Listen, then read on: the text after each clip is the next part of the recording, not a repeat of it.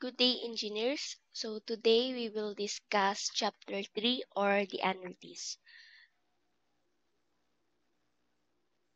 So annuity is a series of unknown payments made at equal intervals of time. So annuities are established for the following purposes. First is as a payment of a debt by a series of equal payment at equal time intervals, also known as amortization. Next is to accumulate a certain amount in the future by depositing equal amounts at equal time intervals. These amounts are called sinking fund.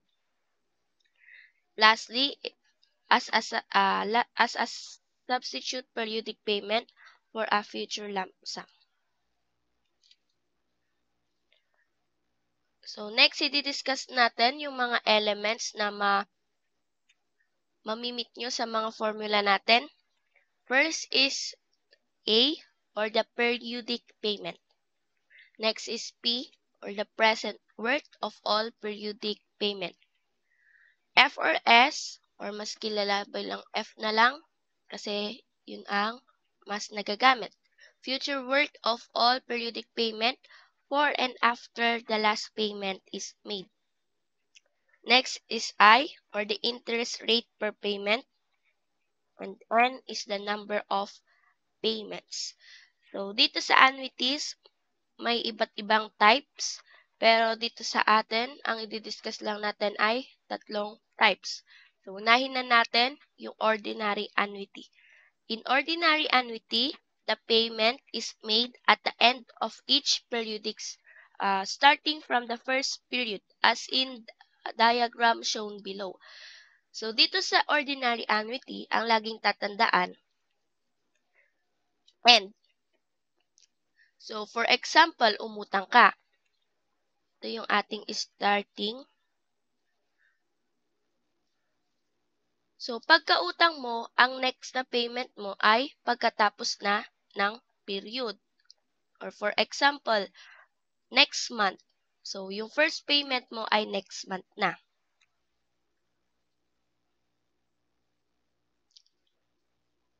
So, future worth of A. So, A ito. A yung ating periodic payment. So, ito yung babayaran natin kada period. Kung monthly ba or yearly. So, F is equals to A times 1 plus I raised to N minus 1 all over I. So, the factor 1 plus I raised to N minus 1 over I is called equal payment series compound amount factor and is denoted as F over A, IN, value of A with known F or sinking fund. Next, meron tayo dito. So, ito yung A natin or the annuity. Annuity is equals to F times I all over 1 plus I raised to N minus 1. So, the factor I all over 1 plus I raised to N minus 1 is known as equal payment series present worth factor and is defined as P over A, IN, value of A with known P or the capital recovery. So, itong formula na to ay nanggaling lang dun sa previous formula.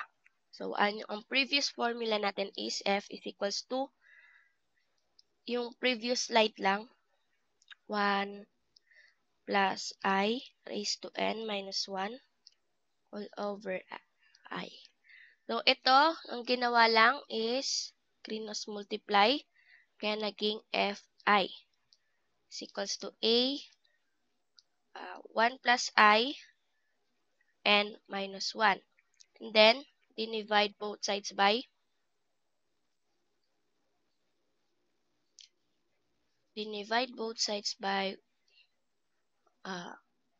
1 plus I raised to N minus 1. So, naging F of I all over 1 plus I raised to N minus 1. So, naging ganito na siya. Next is, ito, A is equals to P 1 plus I raised to N times I all over 1 plus I raised to N minus 1. The factor 1 plus I raised to N times I all over 1 plus I raised to N minus 1 is known as the equal payment series capital recovery factor and is this designated as A over P I N. So, ito parang dun lang sa formula kanina.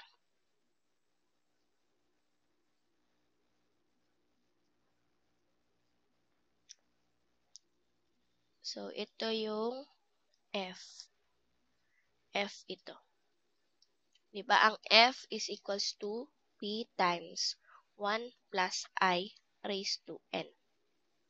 So, yan. Next type is deferred annuity.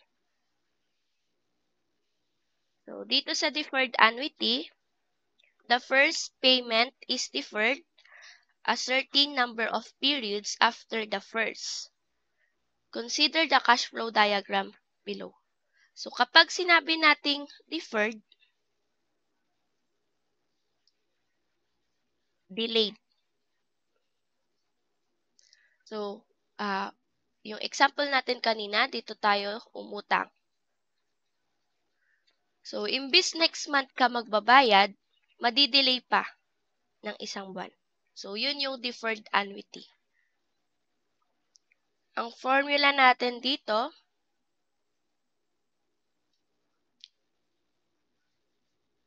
so F is equals to A times 1 plus I raised to N minus 1 all over I. So, parang walang pinagkaiba dun sa future work ni ordinary annuity. So, sa present work naman, so, pwedeng ito na lang ang tandaan nyo. Kasi itong F naman na to is itong F na to. So, ito yun. Ito yung F o.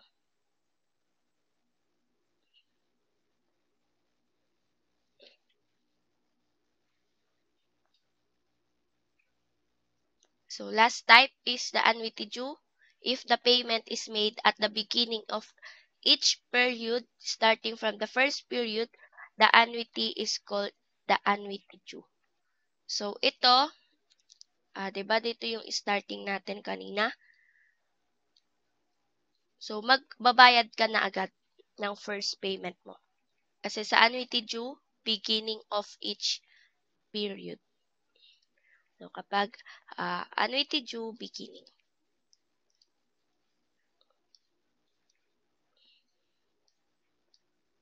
So, sa ordinary annuity ay end. So, formula, parehas din ng future work.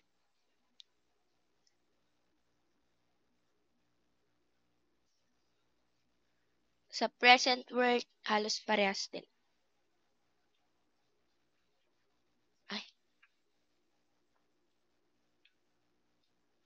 So, where n is the number of periods from 0 period up to the last period.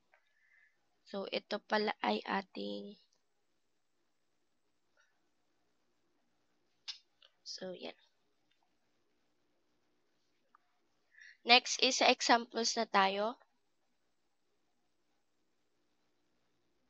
So, number 1, what amount would have to be invested at the end of each year, the next 8 years at 4% compounded semi-annually in order to have 5,000 at the end of the time. So, at the end of the time.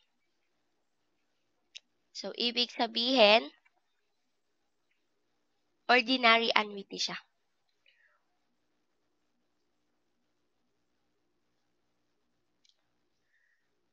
Pero itong 4% na binigay ay compounded semi-annually. So, kailangan i-convert muna natin siya into annually. So, paano na ulit ginagawa yon? ER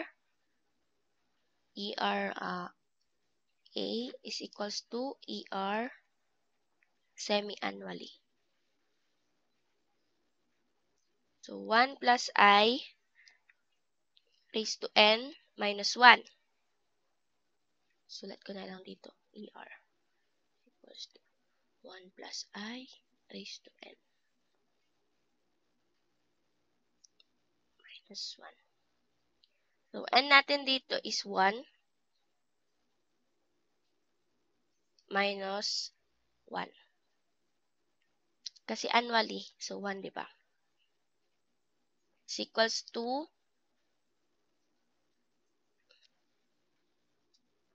1 plus 0.04 over semi-annually is 2 raised to 2 minus 1.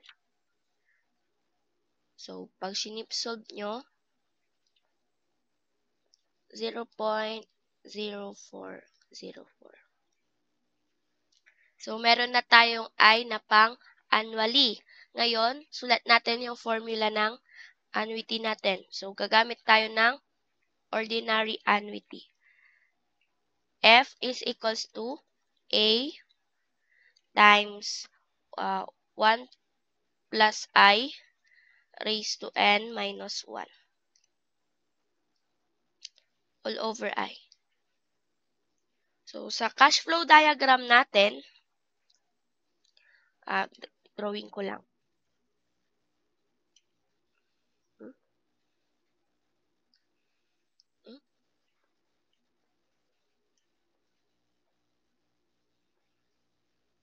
Ang hirap man naman mag-ano. Wala pa akong ruler.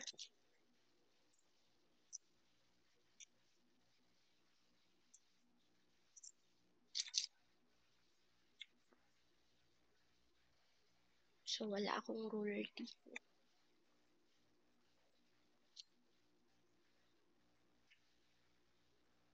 Ito, nakita ko na.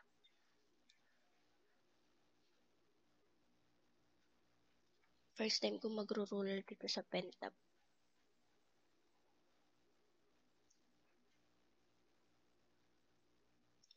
So, ayan.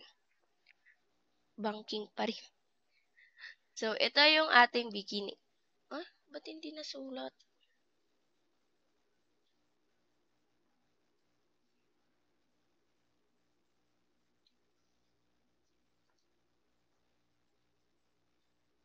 Ba't ayaw na didetect ata na nagro-roller ako? So, ito. So, ito yung ating 0. 1, 2, 3, 4, 5, 6, 7, 8.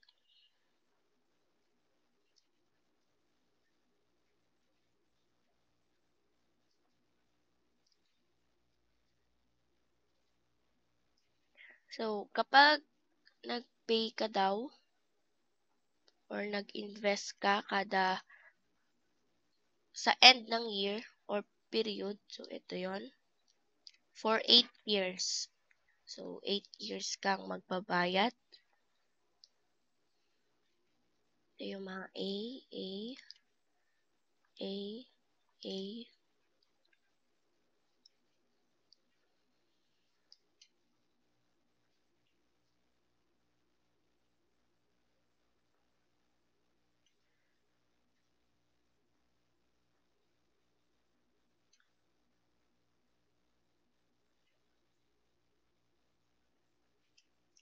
So, ang hinahanap natin dito is yung A. Kung magkano yung i-invest mo each year for the 8 years. Ang binigay is si future worth, which is 5,000 pesos. Kasi kukunin mo daw. Kailangan makareceive ka ng 5,000 pesos sa after 8 years. So, N is equals to 8. So, ito, salpak natin dito sa ating formula. So, F is 5,000 is equals to A 1 plus I raised to 8 minus 1 all over I. Ang I pala natin kanina ay 1 plus 0.0, di kasya. 404 raised to 8 minus 1 all over 0.0404. So, ang A natin ay 541.87.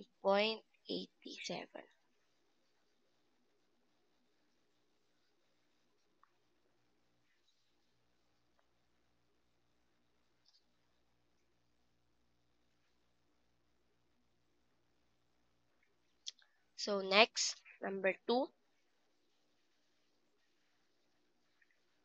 A contractor bought a concrete mixer, may be paid 120 in cash.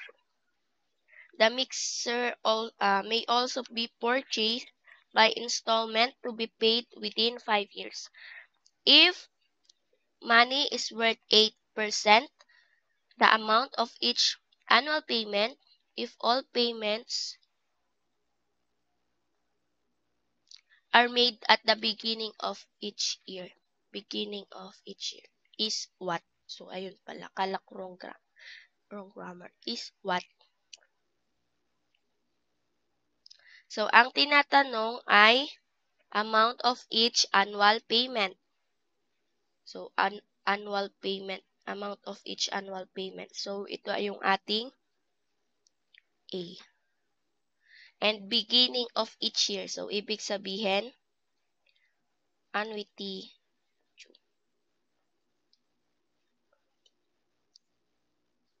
So, sa cash flow diagram,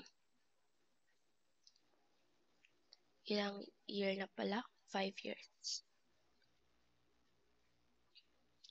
1, 2, 3, 4, 5.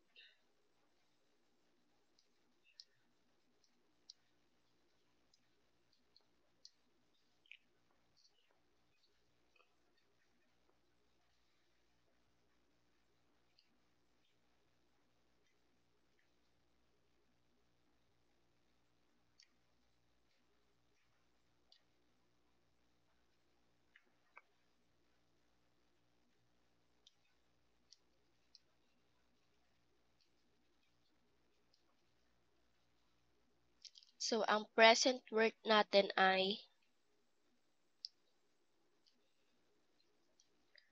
P or 120,000. Ngayon, ang N natin, ano na nga ba yung N natin? Number of payments. So, bilangan natin 1, 2, 3, 4, 5, 6. So, N is equals to 6. Formula, P is equals to A times 1 plus I raised to N minus 1. All over I, 1 plus I raised to M. Salpak na natin. Magiging 120,000 is equals to A, 1 plus I raised to N minus 1 all over I, 1 plus I raised to M. So, ang M natin dito ay 5. Kasi 5 years. Ba't ko hindi inaano itong mga 0.8? I natin ay 0.0.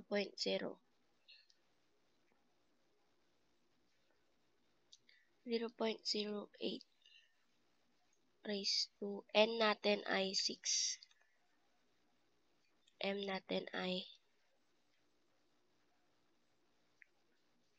0.08. M natin 5.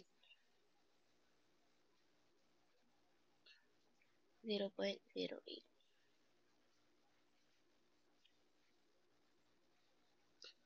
So, solve natin, magiging 24,035.04.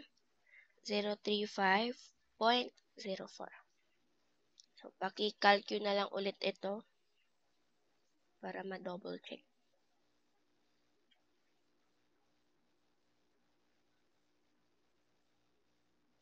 So, next. So, you need a 40,000 per year for 4 years to go to college. Your father invested 50,000 in a 7% account for your education when you were born.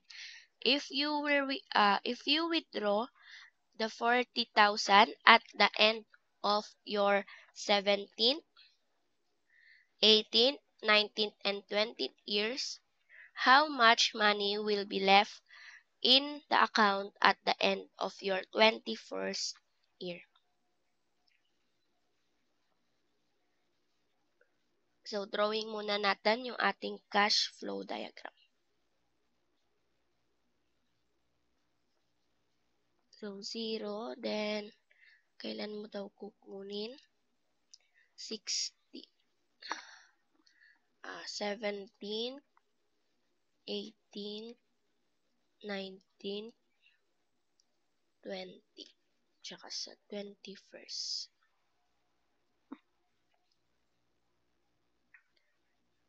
So, ngayon,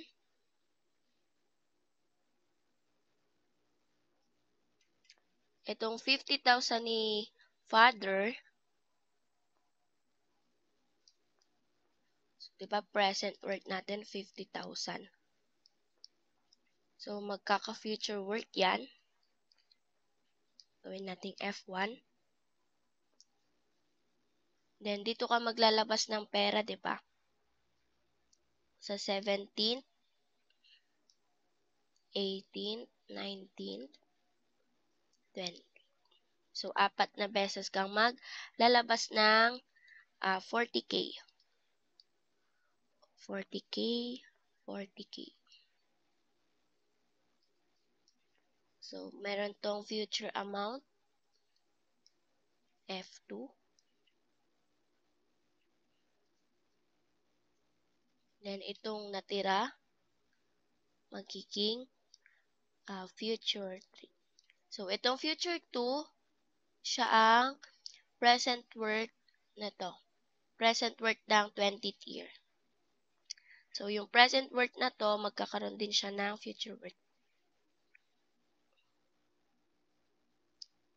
So, solve muna natin si F1. So, si F1, P times 1 plus I raised to N. So, yung 50,000 ni father yan. So, F1, 50,000, 1 plus 0.07. So, babayaran niya ng 1 years. So, F1 natin ay 207,028.12. Next, F2. F2. Since kada period kang maglalabas ng 40K, so ang formula natin is A times 1 plus I raised to N minus 1 all over 0.0, I pala. I. Meron tayong 40K, 1 plus 0.07 raised to 4 minus 1 all over 0.07. So, ang F2 natin, 177,597.72. So, hindi pa yan tapos. Wait, check ko kung merong extra.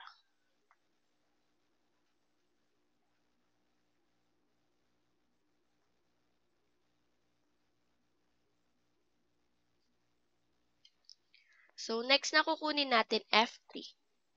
So, si F3, P times 1 plus I raised to N. So, ang P natin na gagamitin dito is the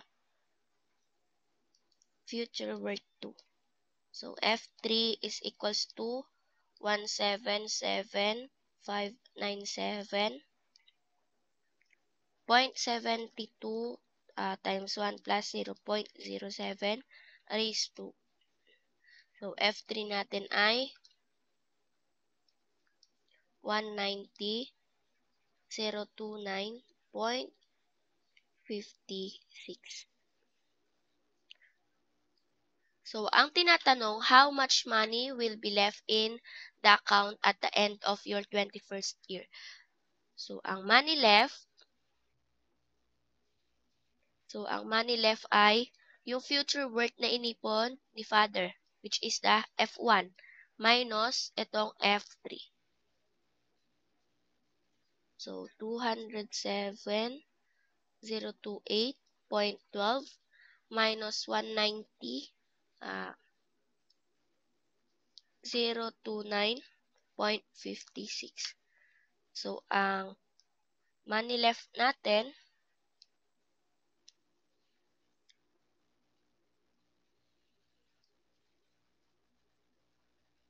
ay 16,998.56.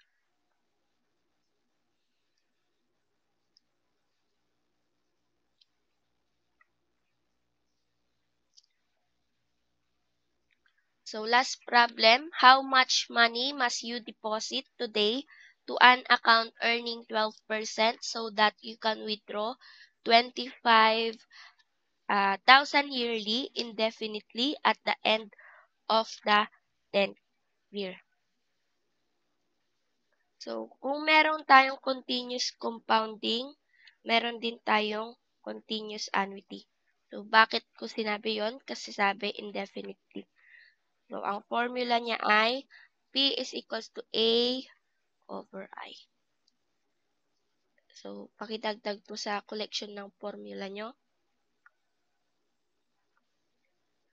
Continuous annuity.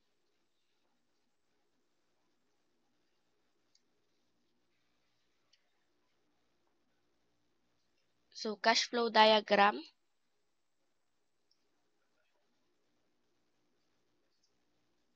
9, 10, 11, 12. So, ang tanong ay,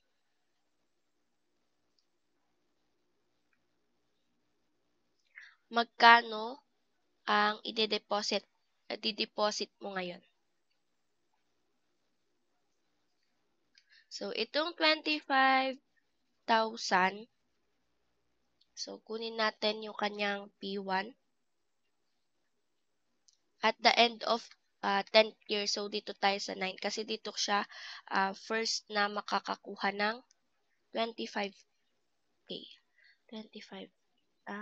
Bakit 2K? 25K. 25K. 25K.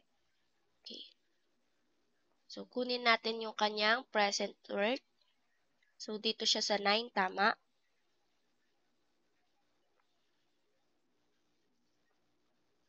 P1. So, kunin natin. P1 is equals to A over I.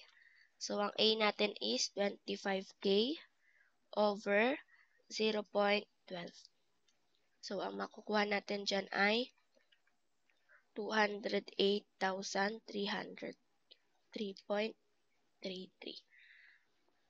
So, kailangan sa 9th year, meron na tayong 208,333.33. So, ito yun. Ngayon, ang tanong kasi, how much money must you deposit today? So, today. Kaya, kunin natin yung present worth ngayon. So, P2. So, future worth is equals to P 1 plus I raised to N. So, ngayon, present 2 yung tinatanong. So, gawin natin P2 is equals to, divide both sides by 1 plus I raised to N. F is equals to 1 plus I raised to N. So, ang P2 natin equals to, ang F natin dito is ito. So, 208,333.33 all over 1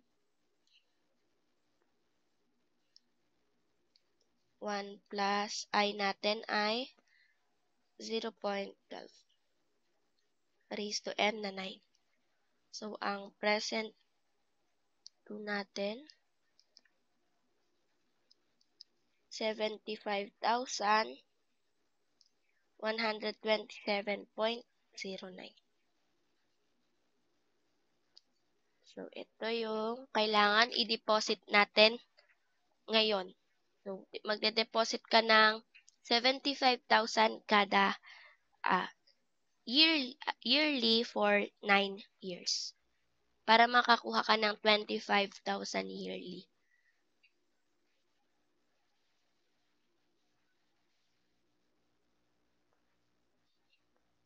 So, 31 minutes ang ating lecture video.